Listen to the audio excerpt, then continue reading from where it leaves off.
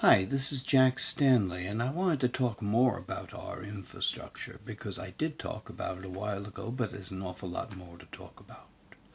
We are sitting on the backs of our great great grandparents because it was that generation and the generation that followed them that made some of the greatest changes in the technology, in the infrastructure, and in the general arena of innovation. Now, my great great grandfathers were both born in the 1840s. My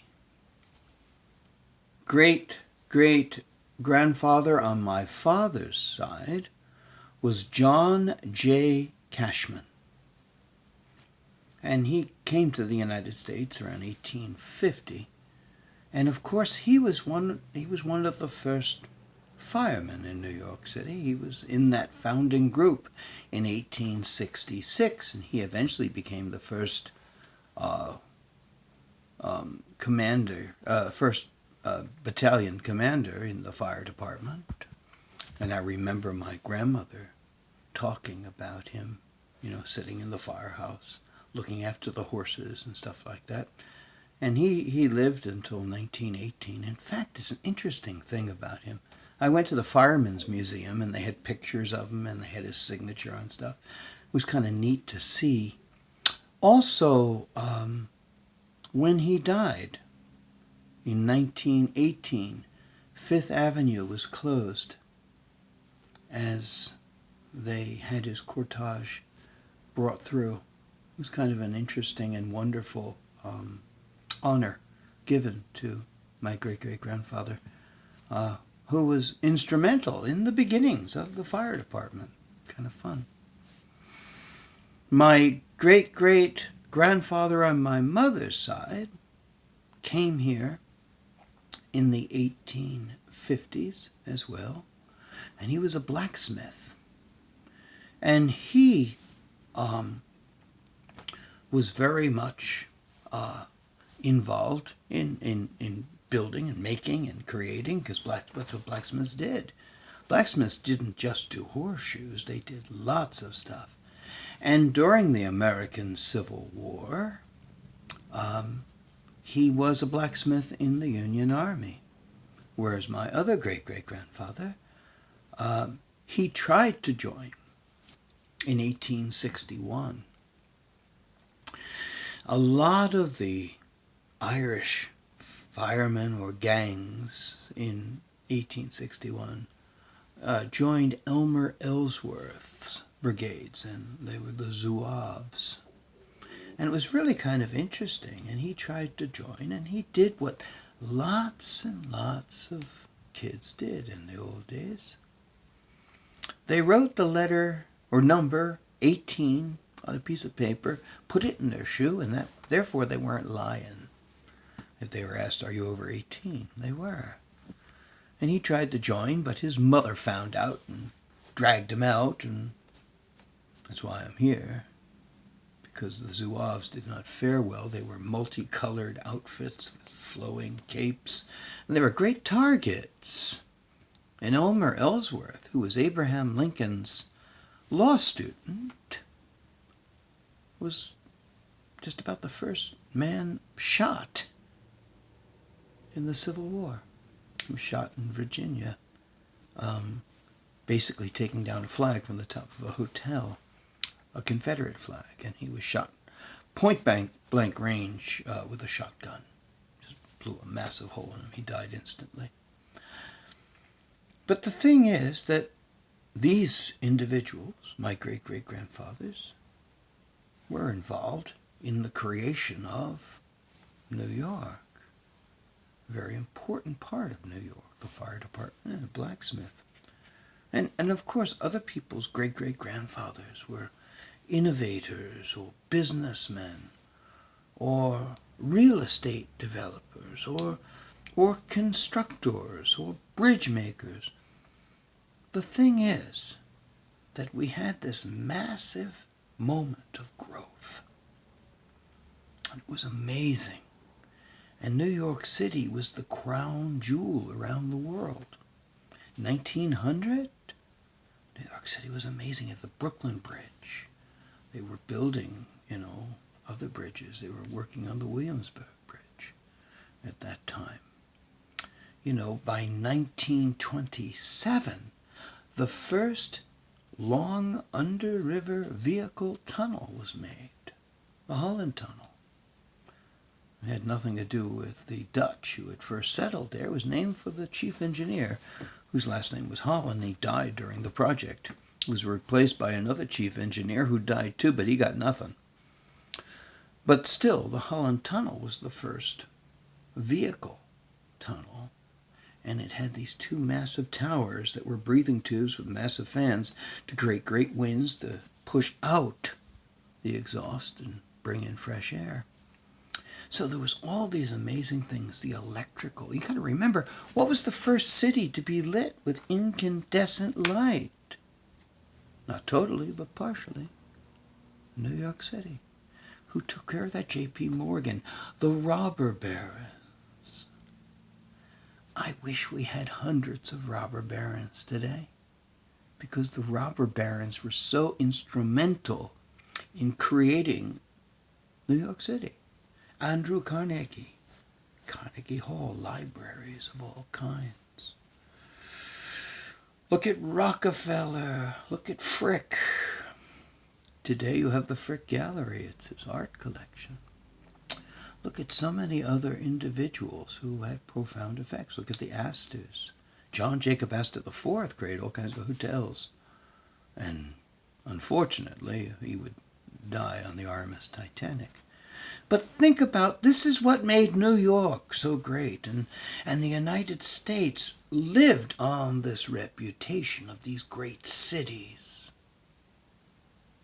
And now we have today our subways from 1904. The Brooklyn Bridge is 135 years old. The Manhattan Bridge is 109. The Williamsburg is about 115. Our electrical system is pathetic. It's frightening. And, of course, our train systems, let's not even go there. Even the subways in New York City, which opened in 1904, and it was the third oldest subway system in the world, and it's the largest in the world. But for many, many years, they never even bothered to change anything, and therefore now all the switches, the signals, they're not working.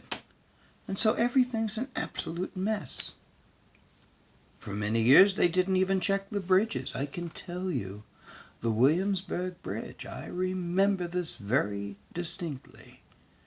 It was around 1988, and they finally decided to look under the bridge, under the water, to see what had happened. They hadn't done inspections in years. They went under, and they discovered a great deal of the footings were gone. The cement had just rotted away. And what was showing was the steel rods in between the cement. It was standing there holding the bridge up. It was standing just because it was used to it. So we owe a great debt of gratitude to our grandparents, our great-grandparents, our great-great-grandparents, and our great-great-great-grandparents who were here, who changed this country. And the country that we live in today is the result of their work. But my question to you, to me, to everyone, what are we doing? Not much. Who's building all the massive bridges now? Who's doing this? Who's doing that? Nobody. Do you realize we built a subway system in like 6 years? And the Second Avenue branch of the subway system took decades. Our train systems are pathetic. Whenever I go to Europe or to Asia, I marvel at the modern systems they have, and the spectacular stuff that they have in their cities, and the amazing electrical systems, and the amazing this and that, what do we have? We have antiquated systems. Now, I love this country. I'm proud of this country. But I'm worried for this country. Because this country is falling apart, literally. Take a look at all the bridges around this country, and take a look at the listing of which ones are in critical condition. Many. Look at our roadways and the holes in the roadways. Look at the various problems with the electrical systems. Look at our network of transportation. It's terrible. We don't have high-speed trains like other countries. We don't have a great network of trains. We don't have it at all. And if you look at the difference, let's just say, just go to France, look at how their trains all work, and compare it with ours. It's pretty pathetic. Look at many other countries and look at their railroad system. Look at their light rail system. Look at the trolleys. We had the most magnificent network of trolleys. And greedy capitalists in the 1930s and 40s decided to destroy it so they could pull out their buses. The rubber companies, GM, and with the blessings of the United States government, who were probably getting payoffs. They did it. They destroyed that network and replaced it with buses. Well, I must tell you, a good deal of our public transportation is absolute crap. And I hate saying this, but it's the truth. Can anyone sit there and say how magnificent our system is? Compare it to all other countries, of which we call ourselves the stars? We're not. So, ladies and gentlemen, it's time for us to get off our ass and do something. It's time for our politicians to get off their ass and do something. It's time for every part of government to get off their ass and do something. Because we are at a critical point, politically, economically, socially, and most importantly with our infrastructure. We are in trouble. And we really, truly need to do something. My personal belief is get the military involved. You have the Office of Engineers in the military. Put them to work.